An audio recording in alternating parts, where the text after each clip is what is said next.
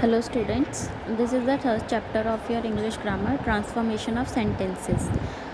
So regarding rules, transformation of sentences, first type is sentences into adverb. Sentences with the adverb to can be changed by using so. इसमें लिखा है कि जो adverb two sentences होते हैं, जो adverb हमारा होता है टू, उसको हम कैसे चेंज कर सकते हैं बाय यूजिंग सो वर्ड के साथ. एग्जांपल है the shelf is too high for me to reach. जो बोल रहे इसमें देखो टू आ रहा है ना, अब हम टू को कैसे चेंज करेंगे सो में. The shelf is too high for me to reach. जो शेल्फ है वो बहुत ऊंची है मेरे लिए पहुंचने तक के लिए. अब इसमें हम टू कैसे सो यूज़ करके हम कैसे इसको चेंज करेंगे. The shelf is so high, जो शेल्फ है बहुत ही ऊंची है. That I can not reach, कि मैं उस तक पहुंच ही नहीं पा रही हूँ. आप देखोगे इस सेंटेंस में इसका मतलब सेम रहता है लेकिन कहने का तरीका चेंज हो जाता है. सेकंड है interchange of degrees of comparison may be done. Degrees of comparison क्या होती हैं, जब एक वर्ब को या नाउन कि हमारा डिग्री ऑफ कंपैरिजन हम कैसे चेंज कर सकते हैं. Degree of comparison adjective words की होती है, जैसे होती है स्मॉल, स्मॉलर, स्मॉलेस्ट. तो इसमें 3 डिग्रीज होती हैं. इसी तरीके से हम एक डिग्री को कैसे दूसरे डिग्री में चेंज करेंगे. Example I am as old as he, मैं उसी के जितना बड़ा हूँ. अब हम इसे कैसे चेंज करेंगे. I am not older than he, मैं उससे ज़्यादा बड़ा नहीं हूँ. कहने का मतलब वही है कि मैं उसके जितना ही बड़ा हूँ या मैं उससे ज़्यादा बड़ा नहीं हूँ. तो ये आप देखो ओल्ड एंड ओल्डर, ये क्या है, डिग्री ऑफ कंपैरिजन. पहले सेंटेंस में हमने ओल्ड यूज़ किया, सेकंड में क्या यूज़ किया, ओल्डर. तो क्या है ये, interchange of degrees of comparison. Third है interchange of active and passive voice. 2 तरह की वॉइस होती है हमारे सेंटेंस में, एक होती है एक्टिव और एक होती है पैसिव. तो हम कैसे चेंज करेंगे. Example Rohit hit the ball, Rohit ने बॉल को हिट किया. The ball was hit by Rohit, ball Rohit के द्वारा हिट करी गई. तो इस सेंटेंस को जब हम देखो पढ़ रहे हैं तो क्या है, रोहित हिट द बॉल, ये है एक्टिव वॉइस. रोहित ने सीधे सीधे इसमें बात हो गई कि ये क्या है, रोहित ने बॉल को हिट कर दिया. लेकिन पैसिव वॉइस में थोड़ी घूम के बात होती है, जैसे the ball was hit by Rohit, जो बॉल थी किसके द्वारा हिट की गई, रोहित के द्वारा. तो ये क्या है, पैसिव वॉइस. फोर्थ है interchange of interrogative and assertive sentences. किस किस के इंटरचेंज है, इंटेरोगेटिव और असर्टिव सेंटेंस. इंटेरोगेटिव क्या होते हैं, जो कि हमें क्वेश्चन बताते हैं, क्वेश्चन पूछने वाले जो सेंटेंसेस होते हैं जिनके पीछे क्वेश्चन मार्क होता है और ये हमसे क्वेश्चन पूछते हैं. असर्टिव क्या होता है, सिंपल सेंटेंसेस होते हैं. Why do we waste time in talking. तो ये इसमें क्वेश्चन पूछा जा रहा है इसलिए इंटेरोगेटिव है. It is foolish of us to waste time in thinking. तो ये फर्स्ट सेंटेंस जो हमने पढ़ा एग्जाम्पल में, ये क्या है, इंटेरोगेटिव. ये पूछ रहे हैं why do we waste time in talking, हम अपने बातों में क्यों अपना समय व्यर्थ करें. तो इसको हम सिंपल सेंटेंसेस में कैसे कहेंगे, it is foolish of us to waste time in talking. ये बहुत ही फुलिश होगा कि हम अपना बातों में टाइम वेस्ट करें. Second example, was it not wicked to him to betray his people. इसमें बोलते हैं कि इस सेंटेंस पे ये बोल रहा है why was it not wicked to him to betray his people, question mark. That means ये इंटेरोगेटिव सेंटेंस है. इसमें है कि क्या ये बुरा नहीं है कि वह अपने लोगों को मतलब बिट्रे मतलब कि धोखा दे रहा है. तो इसका सिंपल सेंटेंस कैसे होगा, he was wicked to have betrayed his people. वह बहुत ही बुरा है कि वह अपने लोगों को धोखा दे रहा है. ठीक है, तो ये सिंपल सेंटेंस में चेंज हो गया. Next is interchange of exclamatory into assertive. Exclamatory कौन सा सेंटेंसेस होते हैं जो हमें एकदम से कुछ सडन फीलिंग व्यक्त करते हैं, सडन फीलिंग्स हमें शो करते हैं. ठीक है, अचानक से कुछ हुई चीज़ें, ये सब क्या होता है, एक्सक्लेमेटरी सेंटेंस. तो हम इसको सिंपल असर्टिव सेंटेंस में कैसे करेंगे. एग्जाम्पल देखो, what a beautiful night it is, कितनी सुंदर रात है. एक्सक्लेमेटरी मार्क लग रहा है तो ये एक्सक्लेमेटरी सेंटेंस है. अब इसको हम सिंपल असर्टिव सेंटेंस में कैसे बनाएंगे, it is a beautiful night, यह रात सुंदर है. तो ये एक बहुत सिंपल सेंटेंस हो गया. तो ये असर्टिव सेंटेंस हो गया. Interchange of one part of speech to another. अब उसमें पार्ट ऑफ स्पीच जैसे वर्ब, नाउन, एडवर्ब कैसे एक दूसरे में चेंज की जा सकती हैं। फर्स्ट है वर्ब इनटू नाउन। हम किसी वर्ड को हम नाउन में कैसे चेंज करेंगे और उसी सेंटेंस का कैसे मतलब चेंज करेंगे। देखिए example, the soldiers fought bravely. That means जो सोल्जर्स थे वो बहुत ही बहादुरी से लड़े। तो ये कैसा है, वर्ब। फॉट आ गया ना यहाँ पे कि कैसे लड़े, ब्रेवली, लड़ना वर्ब हो गया। अब इसको हम नाउन सेंटेंस में कैसे बदलेंगे, the soldiers put up a brave fight. जो सोल्जर्स थे उन्होंने बहुत ही बहादुरी की लड़ाई लड़ी। तो ये देखो अलग हो गया ना। पहले तो इसने बोला कि वह बहुत ही बहादुरी से लड़े, तो बहुत ही बहादुरी से लड़ना मतलब वर्ब। और अब इसमें क्या है कि the soldiers put a brave fight, और द सोल्जर्स ने लड़ाई बहुत अच्छे से लड़ी, इसमें ये बताया गया। तो ये वर्ब से नाउन में चेंज हो गया। अब देखो नाउन इनटू वर्ब। पहले तो हमारा वर्ब से नाउन में चेंज हुआ था, अब क्या है, नाउन से वर्ब में चेंज होगा। Example, the cost of the book is ₹50। इस बुक की कॉस्ट कितनी है, 50 रुपये। तो अब ये नाउन। अब सेकंड में कैसे है, द बुक कॉस्ट ₹50। इस बुक की कॉस्ट 50 रुपये है। द बुक कॉस्ट, ये कितने की बुक है, 50 रुपये की। तो ये क्या हुआ है, वर्ब। इस पर स्पेसिफाई कर रहा है ना। वर्ब क्या है, एकदम आपको सटीक तरीके से बताता है, उसी चीज़ों पे फोकस करता है। शॉर्ट होता है और क्रिस्प होता है। मतलब कि द ऊपर वाले सेंटेंस में जब आप देखोगे तो इसमें लिखा the cost of the book is ₹50। एक सिंपल सेंटेंस है, इसमें एक वर्ब है, एक नाउन है कि ये एक बुक की कॉस्ट 50 रुपये है। लेकिन अगर हम इसको वर्ब में कन्वर्ट करेंगे तो क्या है, इसमें द बुक कॉस्ट ₹50।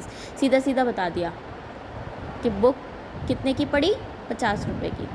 ठीक है, तो इसलिए ये वर्ब है। वर्ब क्या है, शॉर्ट क्रिस्प होता है, फोकस करता है उसी चीज़ पे। Adverb into adjective. एडवर्ब अगर हम एडजेक्टिव में चेंज करें, फादर लुक्ड एट सैम एनएग्जिस्टली।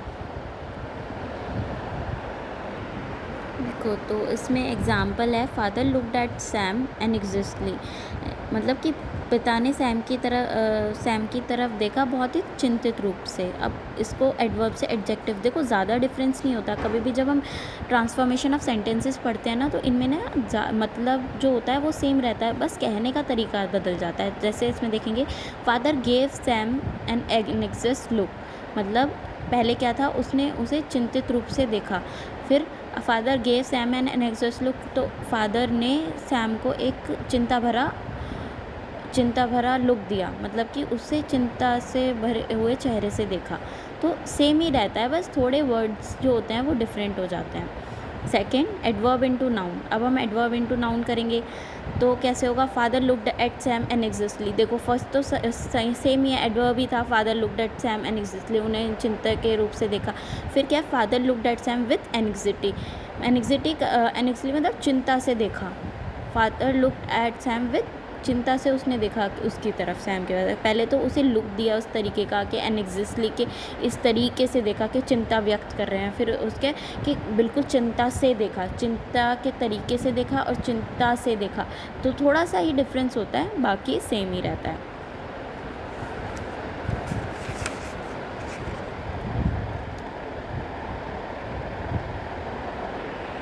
तो अगर हम जिरेंट को इन्फिनेटिव में ट्रांसफ़र करते हैं, इन्फिनेटिव वर्ड्स क्या होता है, उन सेंटेंसेस में टू आ जाता है बस। तो जैसे एग्जांपल है जिरेंट का, I like reading books.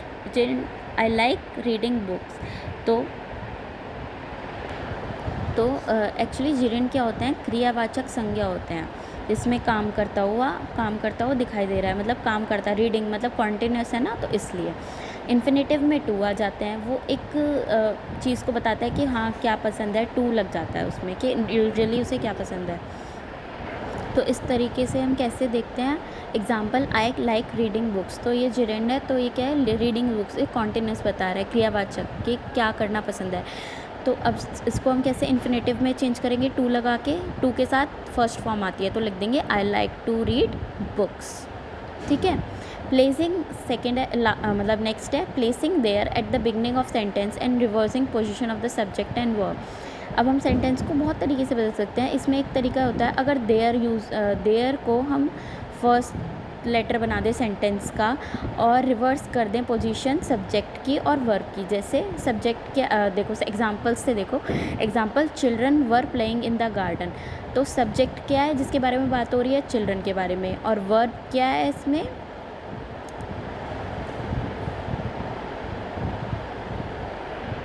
Verb है वेयर, कहाँ है मतलब कि। और इन द पार्क क्या हुआ हमारा, आगे का पार्ट प्रिडिक्टिव। तो प्रिडिकेशन मतलब सब्जेक्ट एंड प्रिडिकेट होता है ना, तो प्रिडिकेट पार्ट है। तो children were in the garden, तो चिल्ड्रन क्या है हमारा नाउन, वर क्या हो गया वर्ब, और इन द पार्क क्या हो गया हमारा प्रिडिकेट। तो हम इसे देयर लगा के कैसे चेंज करेंगे, देयर को first letter of the sentence बना दो।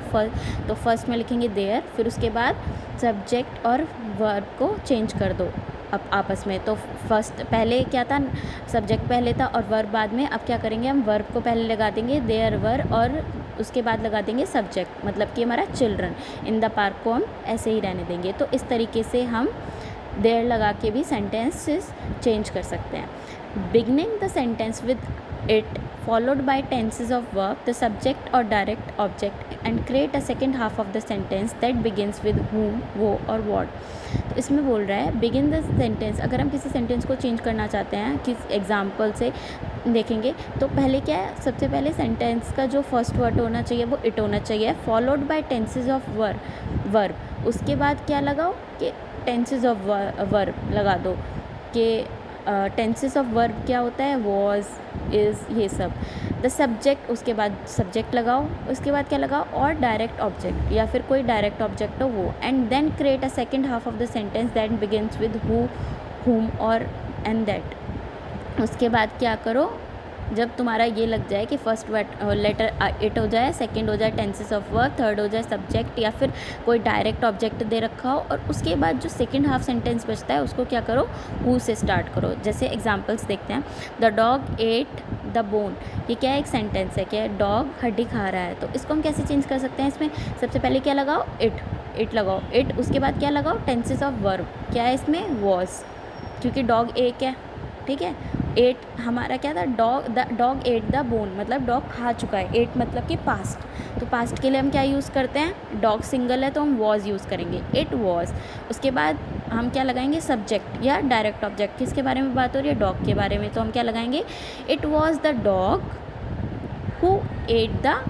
उसके बाद क्या करेंगे, and create a second half of the sentence that begins with who, whom और वॉट। तो उसके बाद क्वेश्चन वर्ड से हम अपना नेक्स्ट हाफ सेंटेंस पूरा करेंगे। जैसे सबसे पहले इट, फिर उसके बाद टेंसेस ऑफ वर्ब वॉज, उसके बाद सब्जेक्ट द डॉग, उसके बाद क्या लगाएंगे, which, whom, what. Which according to the sentence लगाएंगे हम ये हु, वॉट या इस क्वेश्चन वर्ड, ठीक है। तो इसमें क्या आएगा, विच, कौन, एट द बोन। तो इट वॉज द डॉग, कौन था वो डॉग था जिसने बोन खाई, it was the dog which eight the bone, ठीक है। या फिर हम ऐसे भी लिख सकते हैं, दो टाइप से कर सकते हैं इसे, और it was the bone that the dog ate, और हम इस तरीके से भी लिख सकते हैं, इट वॉज द बोन, वो बोन थी जो कुत्ते ने खाई थी, ठीक है। Begin with the sentence with what followed by the subject, verb, be, verb and direct object। तो ये तो रूल्स हैं जो आपको देखने पड़ेंगे ही या याद करने ही पड़ेंगे। जैसे कि इसमें बोल रहा है कि अगर हमें कोई सेंटेंस what से चेंज करना हो तो किस तरीके से करो। तो सबसे पहले what लगाओ, उसके बाद सब्जेक्ट या उसके बाद वर्ब या be verb and direct object, इस तरीके से। एग्जाम्पल देखेंगे, the dog ate the bone, dog ने बोन खाई थी। तो अब अगर हमें वॉट वाले सेंटेंस बनाना है तो हम कैसे करेंगे, what the dog ate was the bone. तो कैसे, वॉट लगाएंगे, फिर क्या लगाएंगे, सब्जेक्ट, द डॉग सब्जेक्ट है, फिर क्या लगाएंगे, वर्ब, ठीक है। वर्ब क्या है, एट मतलब उसने खा लिया, ate was the bone, dog ने क्या खाया था, बोन, ठीक है। नेक्स्ट है transform to emphatic form, the dog ate the bone. Basically emphatic forms होती है जो एम्फसाइज करती हैं, किसी चीज़ पे जोर देती हैं। तो जैसे इसमें दिया है the dog ate the bone, ये तो एग्जांपल एक सिंपल सेंटेंस का कि डॉग ने बोन खाई थी, लेकिन इसको एम्फसाइज कैसे करेंगे, क्या इस तरीके से बोलना है, क्या डॉग ने बोन खाई थी।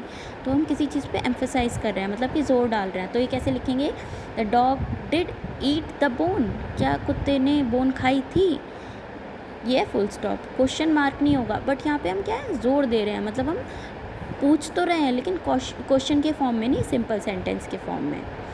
Next, in many cases more than one transformation may be performed at a time on a given sentence.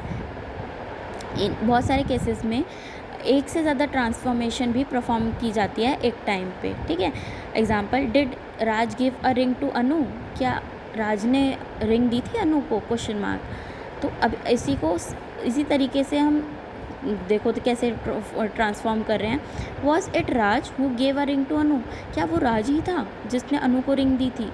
तो क्वेश्चन मार्क सेम ही रहा, लेकिन क्या है कि कहने का तरीका बदल गया बस। तो ट्रांसफॉर्मेशन में यही होता है, सिर्फ कहने का तरीका बदल जाता है, मतलब वही रहता है चीज़ों का।